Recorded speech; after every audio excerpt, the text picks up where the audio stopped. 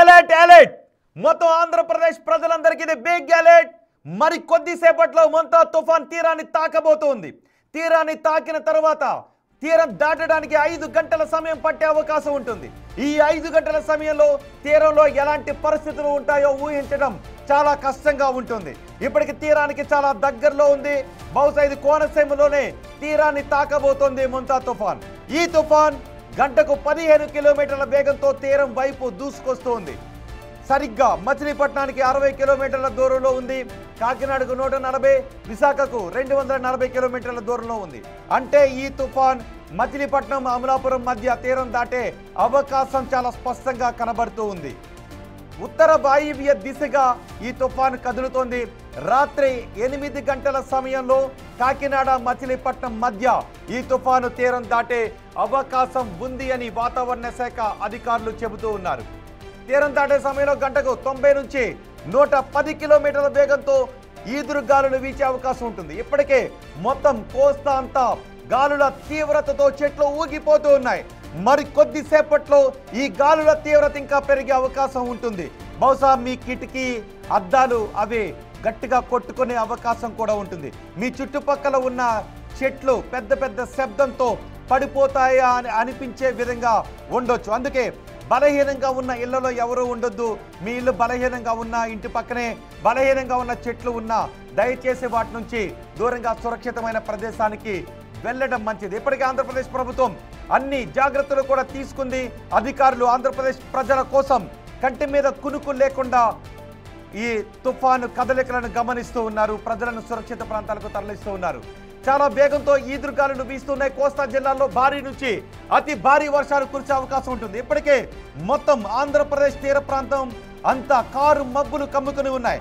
మరికొద్ది సేపట్లో ఈ తుఫాన్ ఐవాల్ ఆంధ్రప్రదేశ్ తీర ప్రాంతాన్ని తాకబోతోంది. ఆ తర్వాత పూర్తిగా 2 ఐ దాటడం, రెండు ఐవాల్ కూడా క్రాస్ చేయడానికి మొత్తం 5 గంటల సమయం పట్టే అవకాశం ఉంటుంది. ఈ 5 గంటల సమయంలో సముద్రం ప్రస్తుతం ఉన్న దానికంటే ఇంకా అల్లకల్లోలంగా మారే అవకాశం ఉంటుంది. ఇప్పుడు మీరున్న ప్రదేశంలో ఈదురు గాలులు వీస్తున్నాయి కదా, ఈ గాలుల వేగం మరి కొద్దిసేపట్లో రాను నిమిషం గడిచే కొద్దీ ఇప్పుడు మీ ప్రాంతంలో వీస్తున్న ఈ గాలుల తీవ్రత ఇంకా పెరిగే అవకాశం ఉంటుంది.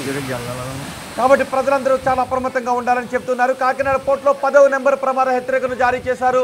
విశాఖపట్నం పోర్టులో ప్రస్తుతం 9వ నెంబర్ ప్రమాద హెచ్చరికను ఎగరవేశారు. ఇక నర్సాపురానికి 8వ నెంబర్ ప్రమాద హెచ్చరికను జారీ చేశారు. కృష్ణపట్నం పోర్టుకు 8వ నెంబర్ ప్రమాద హెచ్చరిక కొనసాగుతూ ఉంది. తుఫాను దృష్ట్యా కోస్తా జిల్లాల్లో కంట్రోల్ రూమ్ ఏర్పాటు చేశారు. ఈ కంట్రోల్ రూమ్ నెంబర్లు ఇప్పుడు నేను మీకు చెప్పబోతున్నాను. ఒకవేళ ఈ తుఫాను కారణంగా మీరు ఏదైనా ప్రమాదంలో ఇరుక్కున్నట్లయితే ఈ నెంబర్లకు మీరు ఫోన్ చేయొచ్చు. 112-1070 1800-425-0101.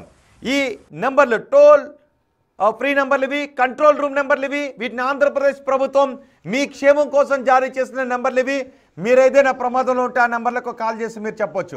రాత్రి 11 గంటలకు తుఫాన్ తీరం దాటే అవకాశం ఉంది. బహుశా మరికొద్దిసేపట్లో అంటే 7-8 గంటల మధ్య ఈ తుఫాను తీరాన్ని తాకుతుంది. ఆ తర్వాత 5 గంటల సమయం పడుతుంది. ఈ తుఫాన్ తీరాన్ని దాటడానికి 5 గంటల సమయం పడుతుంది. అంటే రాత్రి 1 గంట సమయంలో ఈ తుఫాను తీరాన్ని దాటే అవకాశం ఉంటుంది. అమలాపురం పరిసర ప్రాంతాల్లో తీరాన్ని దాటే అవకాశం ఉంది. లోకేష్ చెబుతున్నారు తుఫాను వల్ల 40 లక్షల మందిపై ఈ తుఫాను ప్రభావాన్ని చూపిస్తుందని మంత్రి లోకేష్ అంటూ ఉన్నారు. 100 గ్రామాల్లో హై రిస్క్ ఉంది అని లోకేష్ చెబుతూ ఉన్నారు. అందుకే ఎవరు కూడా వీడియోలు అంటూనో సరదా అంటూనో తీర ప్రాంతాలకు వెళ్ళొద్దు. ఎవరి ఇంట్లో వాళ్ళు ఉండండి. తలుపులు బిగించుకొని ఎవరి ఇంట్లో వాళ్ళు ఉండండి. బిగ్ టీవీని పెట్టుకుని చూస్తూ ఉంటే వెదర్ సంబంధించిన అప్డేట్స్, తుఫానుకు సంబంధించిన అప్డేట్స్ క్షణం మీకు అందించడానికి బిగ్ టీవీ ప్రతినిధులు తీర ప్రాంతాలలో మీకోసం ఉన్నారు. మంత్రి లోకేష్ స్పష్టమైన ఆదేశాలు జారీ చేశారు. ఎటువంటి ప్రాణ నష్టం జరగకుండా జాగ్రత్తలు తీసుకోవాలి అని. ఆస్తి నష్టాన్ని చాలా వరకు తగ్గించే ప్రయత్నం చేస్తున్నారు. గతంలో ఎన్నో తుఫాన్లు ప్రాణ నష్టాన్ని మిగిల్చిన తుఫాను మన కళ్ళ ముందున్నాయి. ఆస్తి నష్టాన్ని మిగిల్చిన పెను తుఫాను మన కళ్ళ ముందున్నాయి. అందుకే తుఫాన్లు వచ్చాయి అంటే చాలా జాగ్రత్తగా ఉండాలి. 97లో ఉప్పెన సంభవించింది. దివిసీమలో సంభవించిన ఉప్పెన వేలాది మందిని పొట్టన పెట్టుకుంది. 1996లో సంభవించిన ఉప్పెన కూడా వందలాది మందిని పొట్టన పెట్టుకుంది. ఆ తర్వాత హుదూద్ చూసాం, తిత్లీ చూసాం, కత్రినా చూసాం. ఇలాంటి ఎన్నో తుఫాన్లు పెను నష్టాన్ని మిగిల్చిన సందర్భాలు ఉన్నాయి. ఇప్పుడు ఆంధ్రప్రదేశ్లో మంతా తుఫాన్ ఎటువంటి నష్టాన్ని మిగిల్స్తుందోననే భయాన్ని వ్యక్తం చేస్తున్నారు. అందుకే ప్రజలందరూ ఇళ్లకే పరిమితమై ఉండాలి అని చెప్తున్నారు. అదిగో చూడండి, మొదటి బాక్స్లో మీరు చూస్తున్నది తుఫాను కదలికను శాటిలైట్ చిత్రాల్లో మీరు చూస్తున్నారు. రెండో బాక్స్లో తుఫాను కారణంగా వీస్తున్న గాలులను మీరు చూస్తున్నారు.